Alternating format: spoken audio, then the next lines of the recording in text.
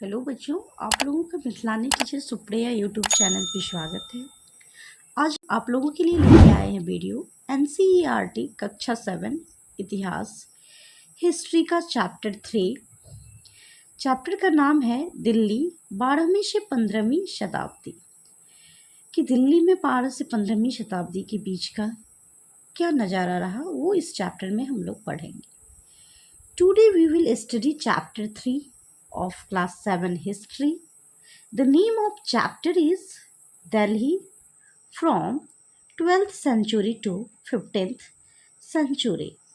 In this chapter we will study in details 12th century to 15th century. So let's see. कल्पना कीजिए आप एक व्यापारी हैं जो 12वीं शताब्दी की दिल्ली में रहते हैं। चारों तरफ ऊंची दीवारें से घिरे किले, जैन मंदिरों की घंटियां और गलियों में गूंजती फारसी भाषा की आवाज़ें।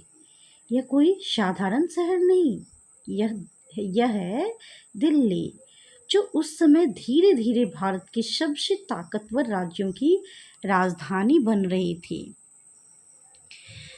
Imagine yourself as a merchant living in 12th century Delhi, surrounded by massive forts, the chimes of Jain temples, and the echoing sound of Persian inlays.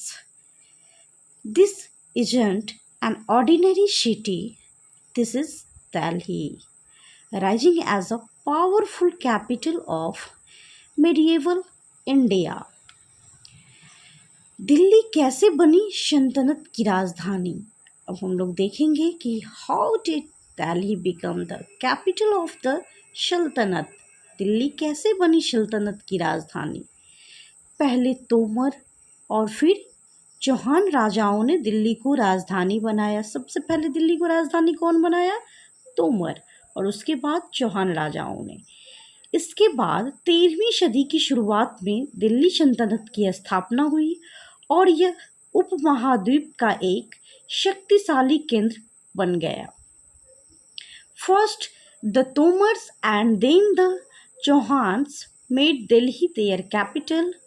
Later in the early 13th century, the Delhi Sultanate was established, making Delhi a powerful center in the subcontinent. अब हम देखेंगे दिल्ली के प्रमुख शासक वो वंश, कि दिल्ली में कौन कौन प्रमुख शासन, किसके बाद कौन आए, कैसे हुआ। Major dynasties and the rulers of Delhi सल्तनत।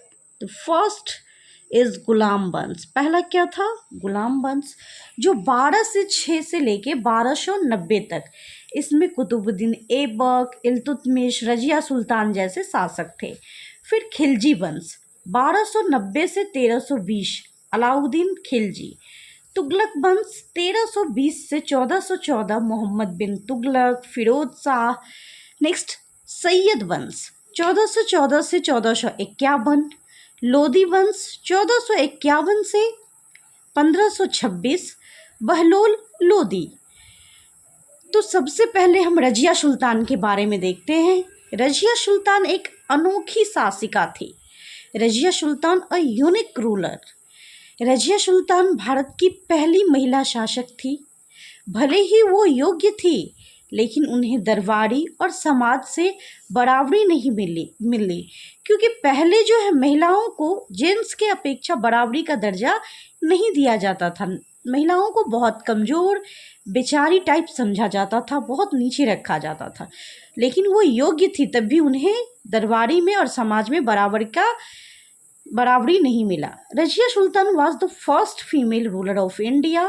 Despite her abilities, she forced resistance from nobles and the conservative society. अब हम देखते हैं प्रशासन और सैन्य व्यवस्था, एडमिनिस्ट्रेशन एंड मिलिट्री सिस्टम। एकता प्रणाली, क्षेत्र बांटकर मुक्तियों को दी जाती थी। सुल्तानों ने गुलामों को भी ऊंचे पदों पर नियुक्त किया। सेनाओं का विस्तार किया गया ताकि बाहरी आक्रमणों से रक्षा की जा सके। एकता सिस्टम, लैंड असाइंड टू मुक्तीज for administration, sultanates even appointed slaves to top position, armies were expanded to protect from external invasion। तो वो अपने राज्यों को आक्रमणों से रक्षा करने के लिए सेनाओं के विस्तार में क्या किए, बहाली किए। अब है कर और कर संग्रह व्यवस्था, टैक्स एंड रिवेन्यू सिस्टम। तो इसमें हम देखेंगे कि किस किस प्रकार का टैक्स था। तो मुख्य कर जो था वो था खराज, जो भूमि कर है, जकात धार्मिक कर, जजिया गैर मुसलमानों पर कर। अलाउद्दीन खिलजी ने जमीन की माप और कर वसूली का नया तरीका अपनाया। मेन टैक्सेस, खराज, लैंड टैक्सेस, जकात, रिलीजियस टैक्स, जिजिया, tax on non Muslim. Alauddin Khilji reformed land measurement and tax collection. तो ये सारे टैक्स उस टाइम में दिल्ली सल्तनत का चल रहा था। अब है दिल्ली सल्तनत की सीमाएं और उसका नियंत्रण, लिमिट्स ऑफ दिल्ली सल्तनत एंड इट्स कंट्रोल, कि दिल्ली सल्तनत का सीमाएं कहाँ तक थी और उसको किस तरह से कंट्रोल किया जाता था, नियंत्रण किया जाता था। कई इलाके दिल्ली के नियंत्रण से बाहर थे, जैसे बंगाल और दक्षिण भारत। घने जंगलों और पहाड़ी क्षेत्रों में सरदारों का खुद का शासन चलता था। ये सुल्तानों के लिए सबसे बड़ी चुनौती थी। अब हम देखेंगे कि सरदारों की किलेबंदी और बांस के किले, fortified strong holds of local chief. तो इब्न बतूता के वर्णन से पता चलता है कि सरदार बांस से बने किले, जैसे गाँव में रहते थे, सरदार का बांस के से बने किले जो है वो कहाँ, तो गाँव में रहते थे। यह उन्हें मजबूत बनाता था और मुसलमानों की सेना के लिए चुनौतीपूर्ण था। अब हम देखते हैं मंगोल आक्रमण और उसका प्रभाव, Mongol invasions and there impact. जब मंगोल आक्रमण हुआ तो उसका क्या इफ़ेक्ट पड़ा, क्या प्रभाव पड़ा, वो चीज़ें हम देखेंगे। तो चंगेल खान के नेतृत्व में मंगोलों ने दिल्ली के बाहर हमला किया। कहाँ किया? दिल्ली के बाहर हमला किया। अलाउद्दीन खिलजी और मोहम्मद तुगलक को विशाल सेना खड़ी करनी पड़ी। इतिहास लेखन और तारीख, क्या था तारीख? तो historical records and Persian chronicles. तारीखें फारसी भाषा में लिखी जाती थी। इतिहासकार दरबार में बैठते थे। आम जनता की बातें बहुत कम मिलती है। उन्होंने शासकों की प्रशंसा की, लेकिन यह पक्षपातपूर्ण भी हो सकता है। अब हम देखते हैं सामाजिक सोच और लैंगिक भेदभाव। अभी हमने आपको बताया कि रजिया सुल्तान को वो बराबरी का दर्जा नहीं मिला। क्यों? क्योंकि उस समय लैंगिक भेदभाव बहुत ज़्यादा था, जेंडर वाइज बहुत ही ज़्यादा था। तो social norms and gender wise, क्या था जेंडर वाइज? तो रजिया जैसी योग्य महिला को शासन से हटाया गया क्योंकि वह महिला थी। इतने अच्छे होने के बाद भी उन्हें इसलिए हटाया गया क्योंकि वो एक महिला थी। जन्म सिद्ध अधिकार और लिंग आधारित श्रेष्ठता की सोच प्रचलित थी। पहले सबको लगता था कि ये जो जगह है शासन वाला वो सिर्फ पुरुषों का जन्म सिद्ध अधिकार है, महिलाओं की उस पर कोई अधिकार नहीं है। तो ये भेदभाव बहुत ज़्यादा होता था। सल्तनत के विघटन और क्षेत्रीय राज्यों का उदय, disintegration and rise of regional kingdoms. 15वीं सदी के बाद दिल्ली की पकड़ ढीली हुई। जौनपुर, बंगाल, मालवा, गुजरात, राजस्थान जैसे राज्यों का उदय हुआ। शेरशाह सूरी का प्रशासन और उसकी विरासत। अब हम लोग देखेंगे कि शेरशाह सूरी का प्रशासन कैसा था, उनकी विरासत क्या थी। Sher Shah Suri's administration and legacy. Sher Shah ने कर संग्रह, सड़क निर्माण और प्रशासन में सुधार किया। बाद में अकबर ने इन्हीं सुधारों को अपनाया। It's time for the most important questions, the ones that are frequently asked in exam and boost your preparation to the next level. The first question, तो इस चैप्टर में अभी तक हमने जितना पढ़ा उससे रिलेटेड जो क्वेश्चन आंसर है वो अब हम लोग देखेंगे, जो आपके एग्ज़ाम में पूछा जाता है, आपके एग्ज़ाम से रिलेटेड है। तो चलिए देखते हैं पहला क्वेश्चन, दिल्ली सल्तनत की स्थापना कब हुई? तो दिल्ली सल्तनत की स्थापना अभी हमने पढ़ा कि 13वीं शताब्दी में हुई थी। कब हुई थी? 13वीं शताब्दी में। दूसरा क्वेश्चन है, राजपूत वंश के शासकों का काल विभाजन। तो राजपूत वंश के शासकों का काल विभाजन जो है, पहला था तोमर वंश जो प्रारंभिक 12वीं शताब्दी यानी कि 1165 तक हुआ था। उसके बाद है अनंगपाल जो 1130 से 1145। नेक्स्ट है चौहान वंश 1165 से 1192 और उसके बाद है चौहान 1165 से 1175। पृथ्वीराज चौहान 1175 से 1192। तो इस तरह से अलग अलग शासकों का काल विभाजन हुआ था अलग अलग पीरियड में। अब चलिए देखते हैं क्वेश्चन नंबर 3 है, तुर्की शासन के शासकों का काल विभाजन। तुर्की शासन 1206 से 1290, तो ये 1206 से 1290 तक चला तुर्की शासन। उसमें कौन किसके बाद आए? तो सबसे पहले कुतुबुद्दीन ऐबक 1206 से 1210, फिर आए शमसुद्दीन इल्तुतमिश 1210 से 1236, रजिया 1236 से 1240, गयासुद्दीन बलबन 1266 से 1287। तो इस तरह से तुर्की शासन का काल विभाजन हुआ था। अब है क्वेश्चन नंबर 4, खिलजी वंश के शासकों का काल विभाजन। तो खिलजी वंश 1290 से 1320 तक चला। पहला जलाउद्दीन खिलजी जो 1290 से 1296 तक रहे, फिर अलाउद्दीन खिलजी 1296 से 1316 तक रहे। तो इस तरह से खिलजी वंश का काल विभाजन हुआ था। देखिए ये काल विभाजन क्वेश्चन जो है बहुत ही इम्पोर्टेंट है। आपको ऐसा भी हो सकता है कि आपको किसी भी पर्सनल शासक का काल टाइम पूछ लिया जाए कि वो कब से कब राज किए थे। 5वां क्वेश्चन है, तुगलक वंश के शासकों का काल विभाजन। तो तुगलक वंश जो चला वो 1320 से 1414 तक चला है। पहला गयासुद्दीन तुगलक, पहला कौन थे? तो गयासुद्दीन तुगलक जो 1320 से 1324।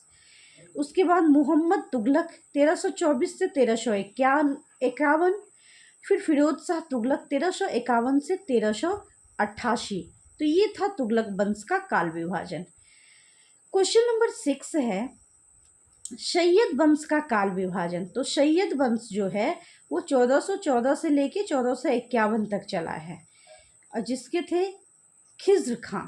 कौन थे? खिज्र खां 1414 से 1421 तक इन्होंने राज किया। अब क्वेश्चन नंबर 7 है, लोदी वंश का काल विभाजन। तो लोदी वंश जो चला है वो कब से कब तक? तो 1451 से 1526 तक और इसके शासक थे बहलोल लोदी। बहलोल लोदी 1451 से 1489 तक शासक किए। अब चलते हैं क्वेश्चन नंबर 8 की तरफ। क्वेश्चन नंबर 8 है, तवारीख इतिहास ग्रंथ लिखने का कार्य कौन करते थे?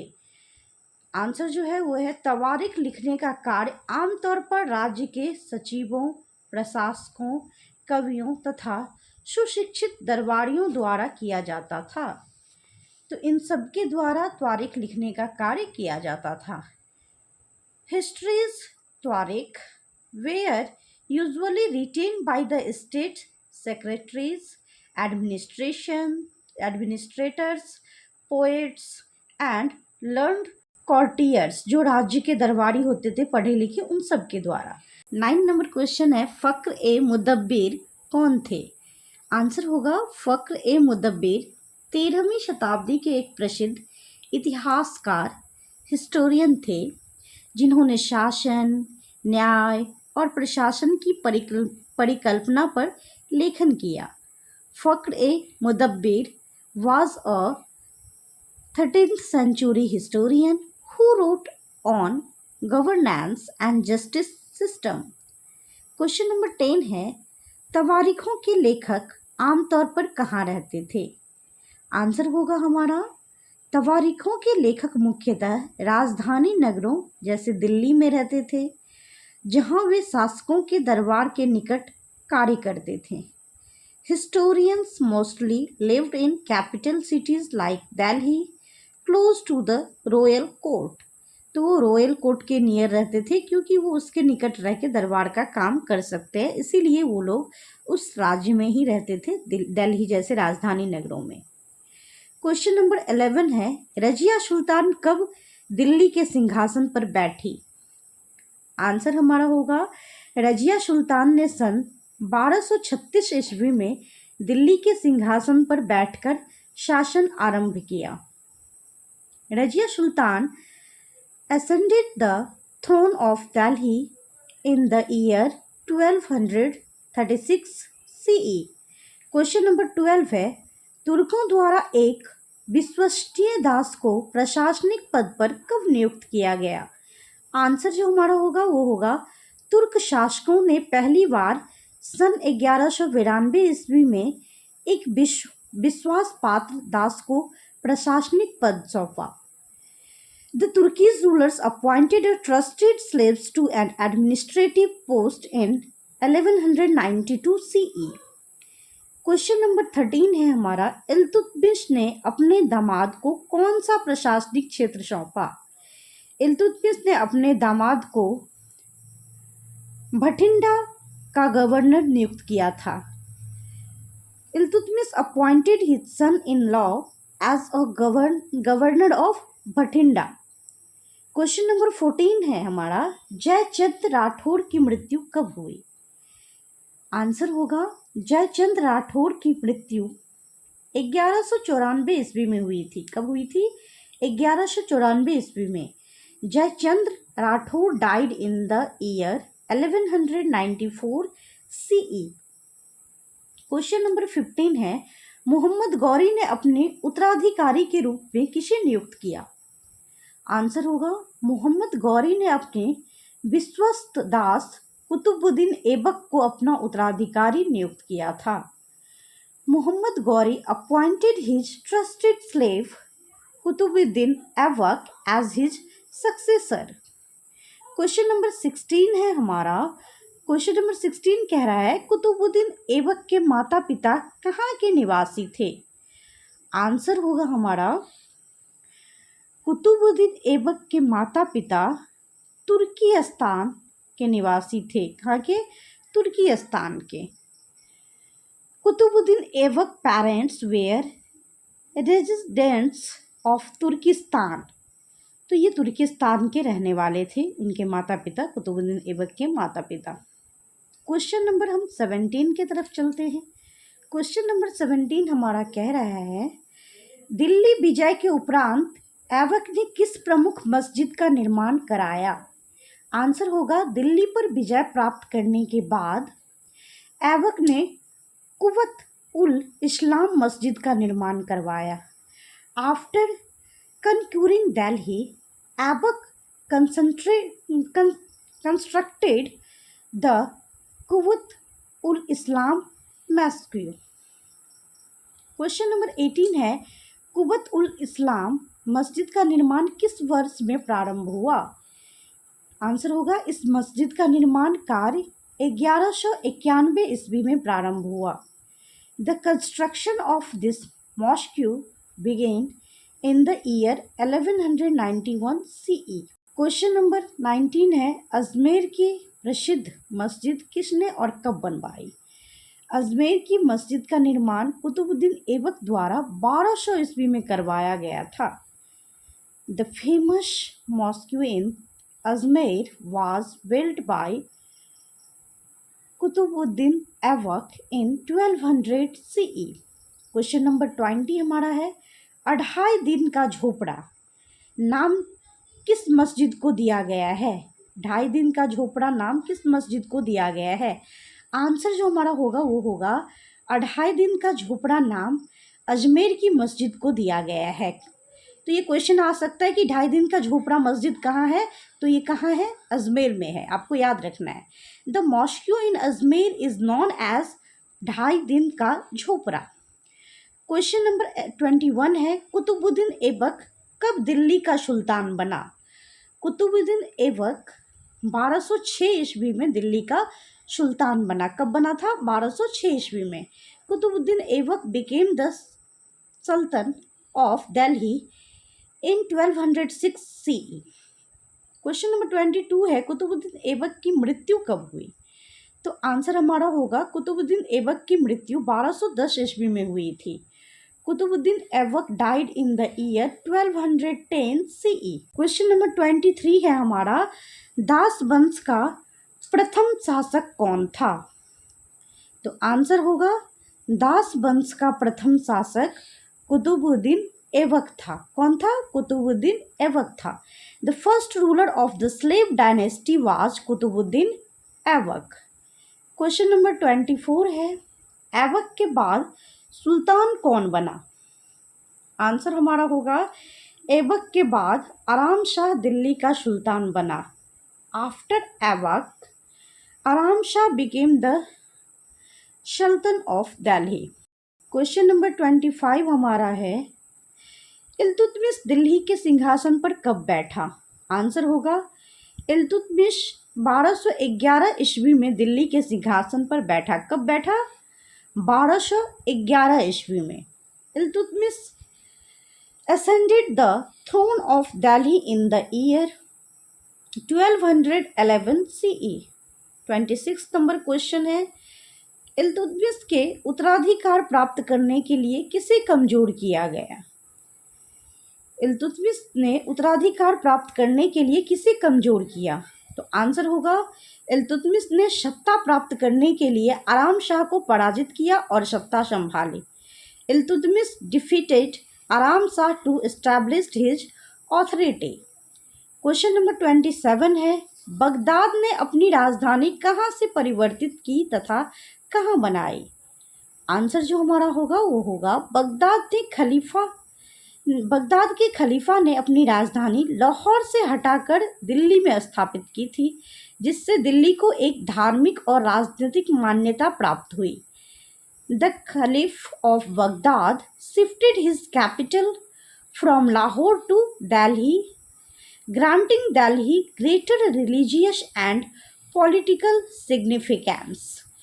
तो ये ग्रेटर रिलीजियस और पॉलिटिकल सिग्निफिकेंस था, इसलिए वो वहाँ पे क्या किया, शिफ्ट कर दिया।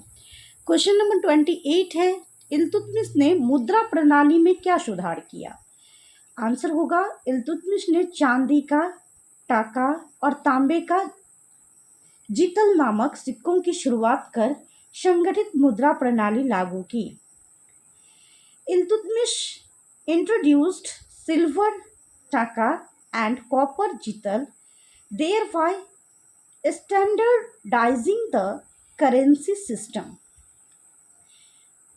क्वेश्चन नंबर 29 है हमारा। क्वेश्चन नंबर 29 कह रहा है कि इल्तुतमिश के दरबार के दो प्रसिद्ध विद्वान कौन थे। इल्तुतमिश के दरबार के दो प्रसिद्ध विद्वान कौन थे। आंसर हमारा होगा, फखरुद्दीन मुबारक उल सिराज और रजहान इल्तुतमिश के दरबार के प्रसिद्ध विद्वान थे।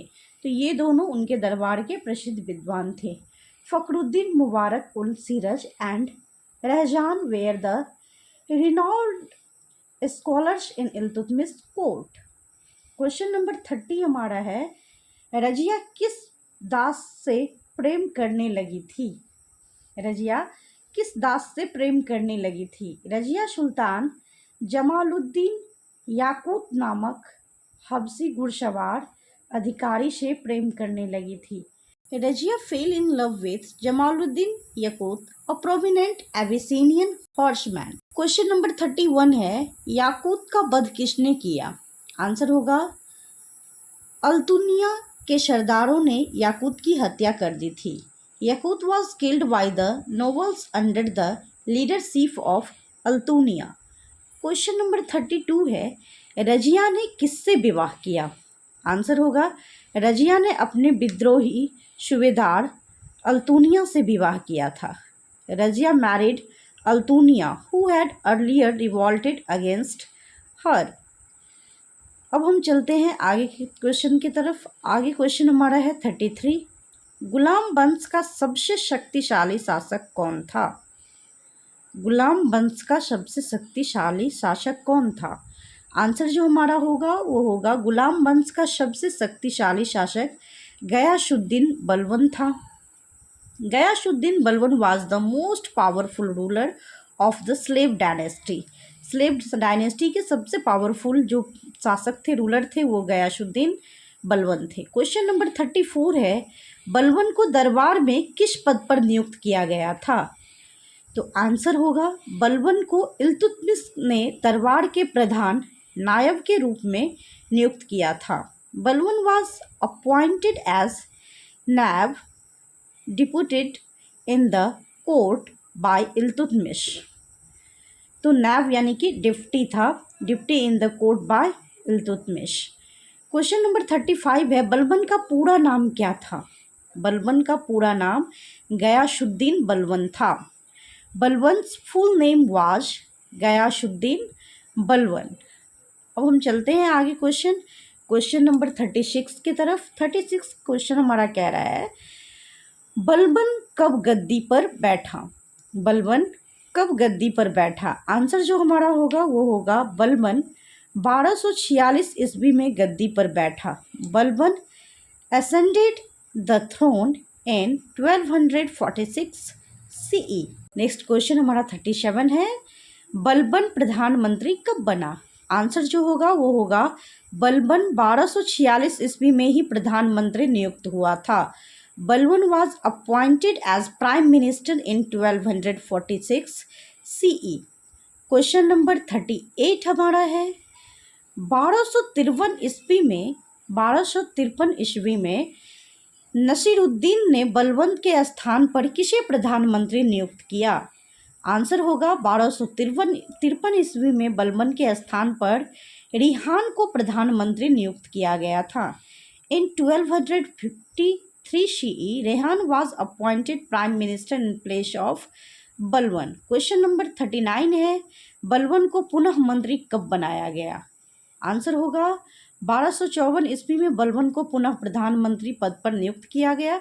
Balban was reappointed as a prime minister in 1254 CE। अब हम चलते हैं क्वेश्चन नंबर 40 की तरफ। क्वेश्चन नंबर 40 हमारा क्या कह रहा है, नसीरुद्दीन की मृत्यु कब हुई? नसीरुद्दीन की मृत्यु कब हुई? आंसर जो हमारा होगा वो होगा नसीरुद्दीन की मृत्यु 1266 ईस्वी में हुई थी। Nasiruddin died in the year 1266 CE। अब हम चलते हैं क्वेश्चन नंबर 41 की तरफ। 41 है, बलबन के पुत्र का क्या नाम था? बलबन के पुत्र का नाम मोहम्मद खां था। आंसर हमारा होगा बलबन के पुत्र का नाम मोहम्मद खां था। बलबन्स सन वाज नेम्ड मोहम्मद खां। इसके बाद हम देखेंगे क्वेश्चन नंबर 42, लोहा एवं रक्त की नीति किसने अपनाई? लोहा एवं रक्त की नीति किसने अपनाई? इसी बोलचाल में हम ये भी कहते हैं कि लोह एवं रक्त की नीति किसने अपनाई थी? तो आंसर जो हमारा होगा वो होगा इस नीति को गयासुद्दीन बलबन ने अपनाया था ताकि विद्रोहों को शक्ति से दबाया जा सके। The iron and blood policy was introduced by the Ghiyasuddin Balban to suppress rebellions with strict authority. अब हम देखते हैं 43 नंबर क्वेश्चन। 43 नंबर क्वेश्चन हमारा है, चालीसी संगठन का अंत किसने किया? आंसर होगा बलबन ने चालीसी यानी कि 40 तुर्की अमीरों का समूह था, जिसे चालीसी के नाम से जो जाना जाता था, को समाप्त कर सुल्तान की शक्ति को स्थापित किया। Balban abolished the Chalgani group of 40 to strengthen the sultan's authority. Question number 44 है, बलबन की मृत्यु कब हुई? आंसर हमारा होगा बलबन की मृत्यु 1286 ईस्वी में हुई थी। Balban died in the year 1286 CE। Next question हमारा है 45 नंबर क्वेश्चन हमारा कह रहा है, बलबन के शासनकाल में बंगाल के किस शासक ने स्वयं को स्वतंत्र घोषित किया? तो आंसर जो होगा वो होगा तुगरिल खान ने बंगाल में स्वयं को स्वतंत्र शासक घोषित कर दिया था। During Balban's rule Tughril Khan declared himself independent in Bengal. Question number 46 है, मंगोलों का दमन किसने किया? आंसर होगा मंगोल आक्रमणों का प्रभावी रूप से बलबन ने दमन किया। Balban effectively suppressed the Mongol invasions. Next question है 47, बलबन के दरबार का प्रसिद्ध कवि कौन था? बलबन के दरबार का प्रसिद्ध कवि कौन था? आंसर जो हमारा होगा वो होगा अमीर खुसरो बलबन के दरबार के प्रमुख कवियों में से एक थे। Amir Khusrau was renowned poet in Balban's court. Question number 48 है, बलबन ने राज्य की प्रतिष्ठा बढ़ाने के लिए कौन सी उपाधि धारण की? आंसर जो हमारा होगा वो होगा बलबन ने स्वयं को जिल-ए-इलाही ईश्वर की छाया की उपाधि दी। Balban assumed the title of जिल-ए-इलाही meaning shadow of God. Question number 49 है, बलबन की दृष्टि में सुल्तान को किन गुणों से युक्त होना चाहिए? सुल्तान को गौरव, बादशाही, अनुशासन और न्यायप्रियता से मुक्त होना चाहिए। According to Balban a sultan must possess dignity, majesty, discipline and justice। Question number 50 हमारा है, 1000 दिनारी किसे कहा जाता था? 1000 दिनारी किसे कहा जाता था? आंसर जो होगा वो होगा मलिक काफूर को 1000 दिनारी कहा जाता था, क्योंकि वह 1000 दिनार में खरीदा गया था। काफूर जो है वो कितना में खरीदा गया था? तो 1000 दिनार में खरीदा गया था, इसीलिए उन्हें 1000 दिनार कहा जाता था।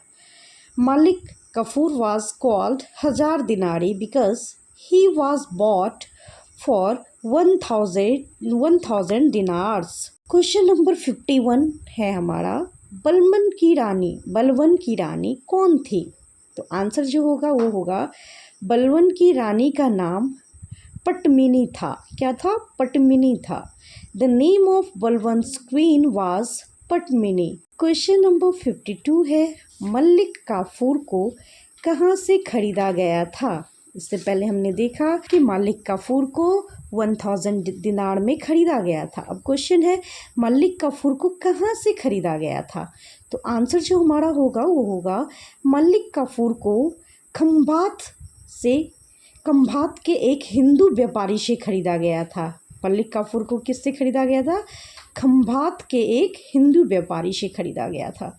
Malik Kafur was purchased from the Hindu traders in Khambhat. Next question है 53, मोहम्मद तुगलक का पूरा नाम क्या था? आंसर जो होगा वो होगा मोहम्मद तुगलक का पूरा नाम जूना खां था। The full name of Mohammad Tughlaq was Juna Khan. Question number 54 है, फिरोज तुगलक कब सुल्तान बना? आंसर जो हमारा होगा वो होगा 1351 ईस्वी में फिरोज तुगलक सुल्तान बना। Firoz Tughlaq became sultan in the year 1351 CE। Next question हमारा है 55, फिरोज शाह तुगलक के समय के 3 प्रमुख कर कौन से थे? फिरोज शाह तुगलक के समय के 3 प्रमुख कर कौन से थे? आंसर जो होगा वो होगा फिरोज शाह तुगलक के समय 3 प्रमुख कर थे। पहला खिराज जो भूमि कर था, दूसरा खम्स जो कि युद्ध लूट का हिस्सा था, और तीसरा जकात जो धार्मिक कर था। The 3 major taxes during Firoz Shah Tughlaq's reign were kharaj, khams and zakat. तो ये तीनों जो था क्या था? टैक्स था, जो डिफरेंट चीज़ों पे डिफरेंट नाम का था। अब चलिए देखते हैं क्वेश्चन नंबर 56, फिरोज शाह ने कितने बाग लगवाए? क्वेश्चन है फिरोज शाह ने कितने बाग लगवाए? आंसर जो हमारा होगा वो होगा फिरोज शाह तुगलक ने 1200 बागों का निर्माण करवाया था। Firoz Shah Tughlaq established around 1200 gardens। Next question हमारा है 57। सैयद वंश का संस्थापक कौन था? जब हम वंश के बारे में पढ़े थे तब पढ़े थे कि किसका इरा क्या था, यानी कि कब से कब तक समय था और कौन कौन उसके संस्थापक थे। तो खिज़्र खां सैयद वंश का संस्थापक था। Khizr Khan was the founder of the Sayyid dynasty. तो आपको याद रखना है कि सैयद वंश का संस्थापक जो था वो खिज़र खां था। क्वेश्चन नंबर 58 है लोदी वंश का संस्थापक कौन था? तो आंसर जो होगा वो होगा बहलोल लोदी। बहलोल लोदी लोदी वंश का संस्थापक था। Bahlol Lodi was the founder of the Lodi dynasty. Question number 59 है हमारा, सिकंदर शाह का वास्तविक नाम क्या था? सिकंदर शाह का वास्तविक नाम क्या था? आंसर जो हमारा होगा वो होगा सिकंदर शाह का असली नाम यानी कि वास्तविक नाम निज़ाम खां था। The real name of Sikandar Shah was Nizam Khan. तो रियल नेम क्या था सिकंदर शाह का? निज़ाम खां। हम लोग सिकंदर से जानते हैं लेकिन उनका रियल नेम था निज़ाम खां। क्वेश्चन नंबर 60 है पानीपत की पहली लड़ाई कब हुई? तो आंसर जो हमारा होगा वो होगा 1526 ईस्वी में पानीपत की पहली लड़ाई हुई थी। The first battle of Panipat was fought in 1526 CE। Next question हमारा है 61। दिल्ली सल्तनत का अंत किसने किया? दिल्ली सल्तनत का अंत किसने किया? आंसर होगा बाबर ने दिल्ली सल्तनत का अंत किया और मुगल साम्राज्य की स्थापना की। बाबर एंडेड द दिल्ली सल्तनत and established the Mughal empire.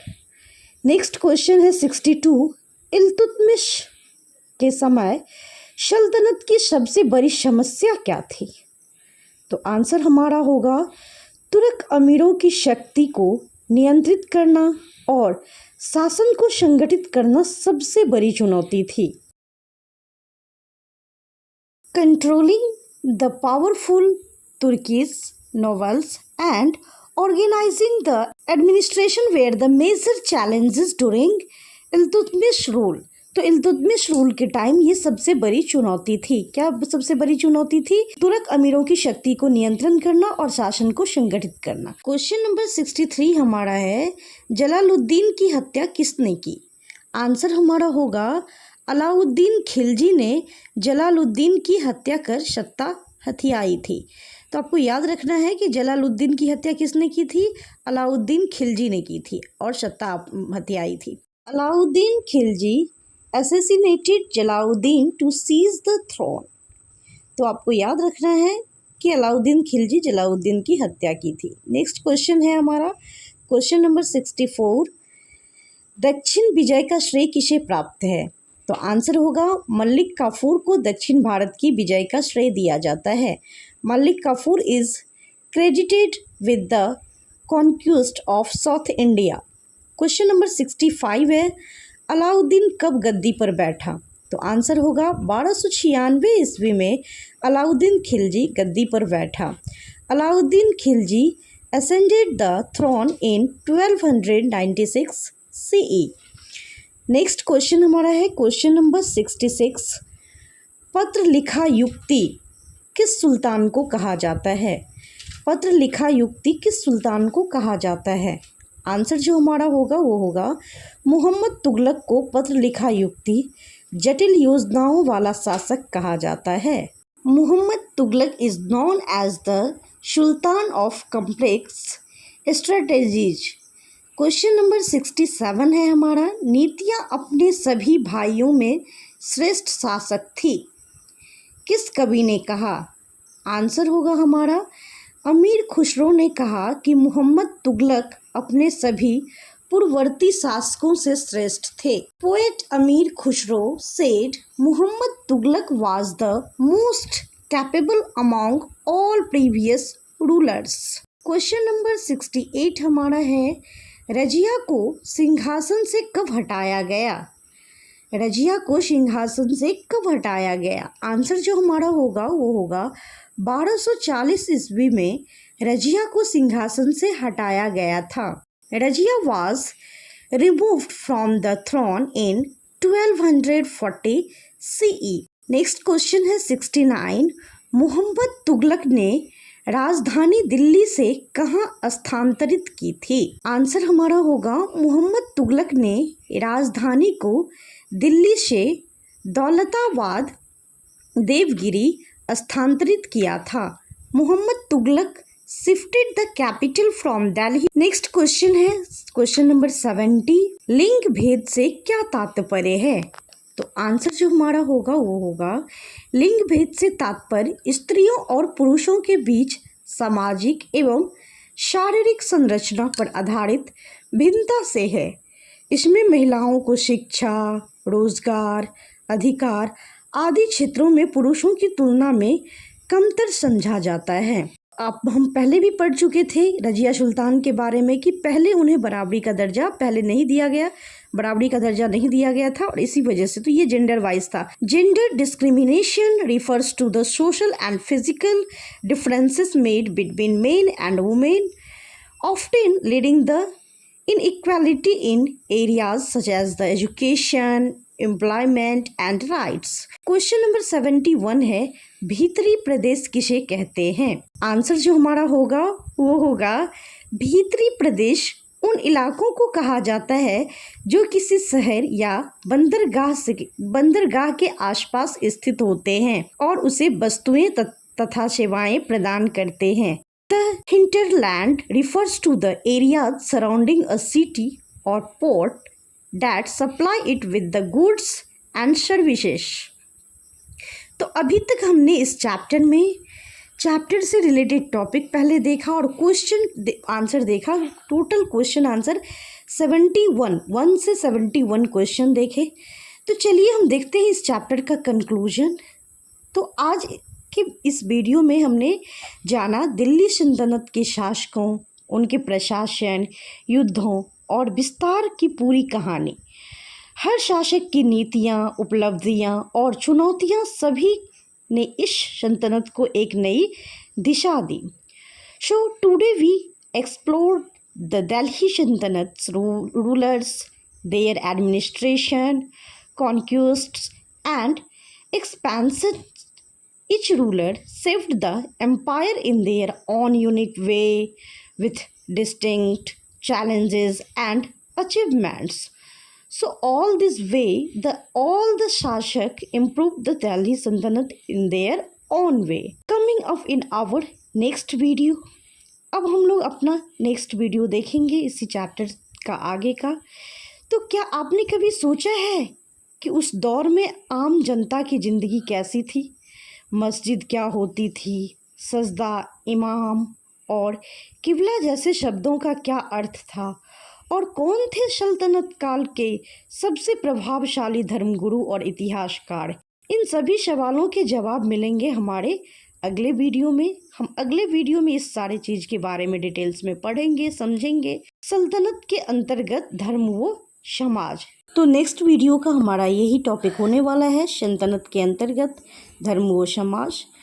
But have you ever wondered what life was like for ordinary people during the sultanate? What is the mosque?